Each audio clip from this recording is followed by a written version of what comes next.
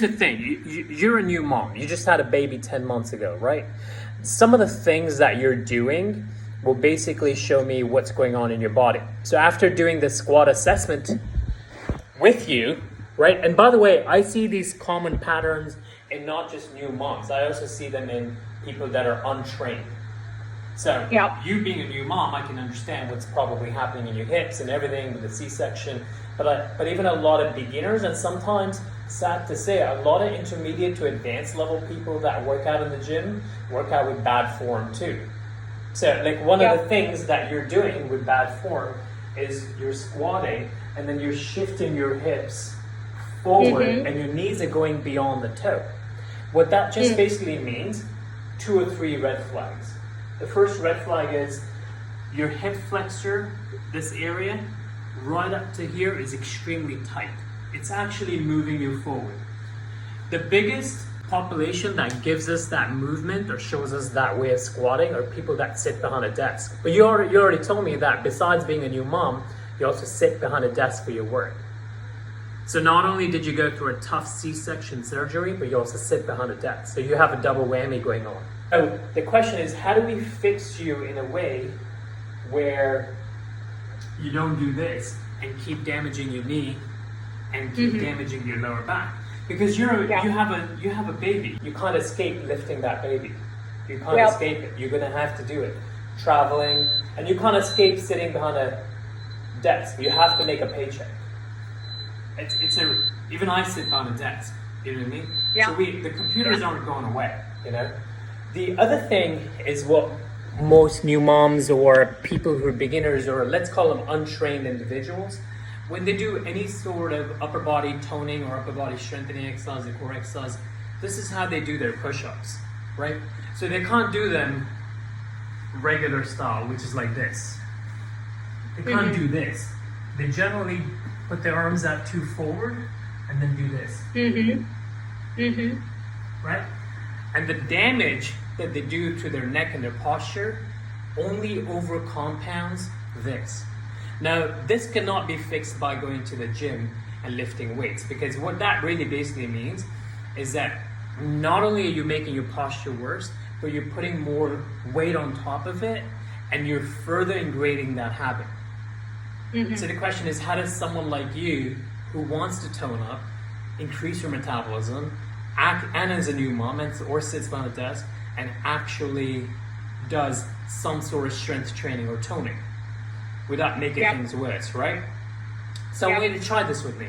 First thing I want you to do is understand that all you need is a yoga mat at home. That's all you need, which you already have.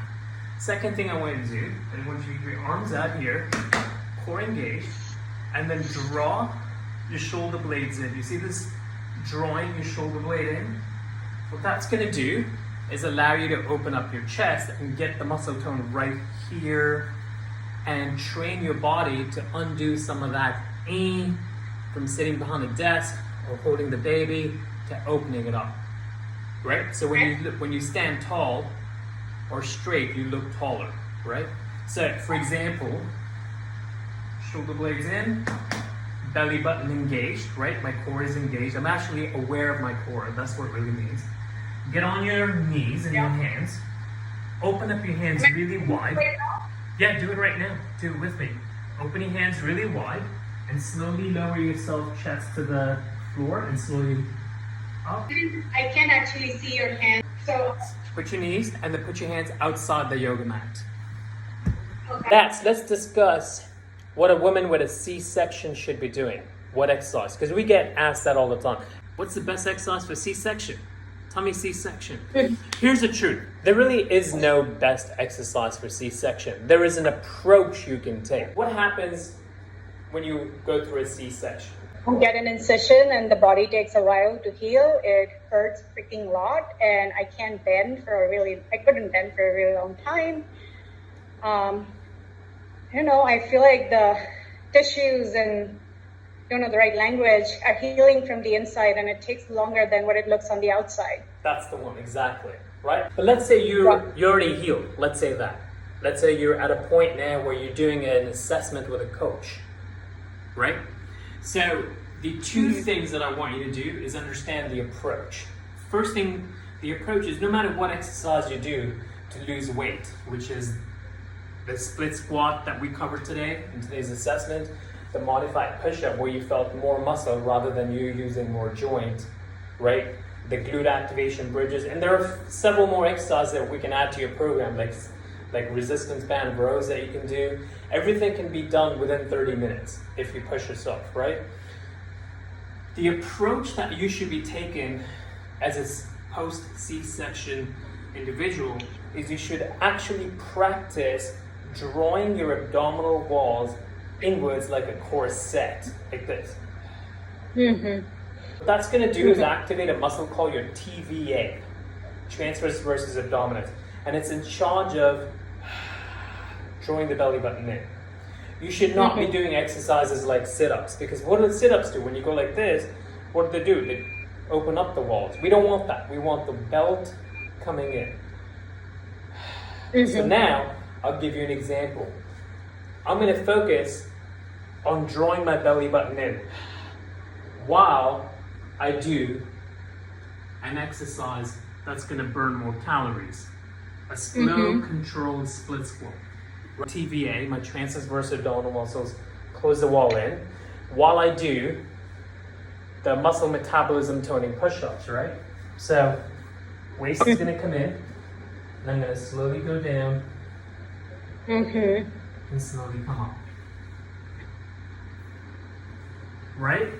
And last, depends on the individual. If you're ready, for example, 10 months after your delivery, if you're ready, you can do this plank, which is actually the same approach. Engaging your abs, being mindful of connecting your pelvic floor, be mindful, okay, and practicing this, engaging my waist. See this? Yep. It's not this. Yep. It's this. What I'm doing, I'm really emphasizing my brain to understand how to engage my waist wall, right? That's what I'm doing. I'm not doing any sit-ups. I'm not doing anything like that. Ready? Go. Reason why your legs are going to increase your metabolism, especially that exercise called split squat, where I had to do it really slow, really mechanical, really concise, is because you can tell that your muscles are like shaking, like something inside is going like, that's your muscle fibers being challenged. Let me move you to the third exercise that a new mom or someone that sits behind a desk, they should be doing. Advanced version. You might not be ready for it. You might be ready for it in like 4 or 5 weeks, but I'll show it to you anyways, okay? Most new moms or women that sit behind a desk, sometimes even men, they go through a condition called the dormant butt syndrome. Have you ever heard of that? No. Okay, so the dormant butt syndrome means that the butt muscle, known as the gluteus maximus muscle, which is the largest muscle, okay, is dormant, which means it's inactive. Could be for a variety of reasons. Could be the fact that your thighs are always over-dominating or overpowering. We've seen that with pregnant women, right? They're not connected with and because of the deterioration of muscle mass and everything. Or it could be the fact that someone who sits behind a desk is always using their thigh muscles and their hip muscles, known as your hip flexor muscles, and it's extremely tight. And if it's extremely tight, then the butt muscle, which is the opposite muscle, is not working. That's kind of like saying, hey, I use my lower back all the time and my abs are not engaged. Hey, I use my upper traps too much because my posture is like this and I don't know how to lower my traps and use my lower traps. So it's always a yin and yang relationship between the body, right? So what we need to do is actually wake up a new mother's glutes, or someone that sits behind a desk, their glutes, i.e. turn them from a dormant butt syndrome victim to an active glute or glute activator. An advanced version is this.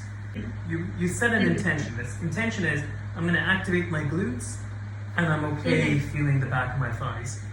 Right? Your heels are here. And watch this. Hands on the floor. Glute. Hamstring.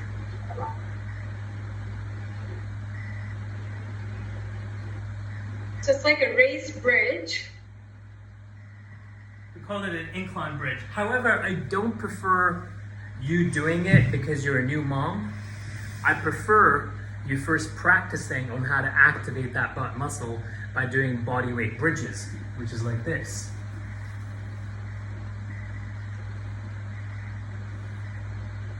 Yeah. The next level would be this. Mm-hmm. And the third level would be that, but only if you report back to me and say, hey coach, guess what? My brain is activating my muscle, the glute muscle. So now I can advance, right? If you just do squats, it's only going to compound and make the issue worse, and you will never get rid of the dormant butt syndrome. Yeah. Right, do you want to try? Want to try?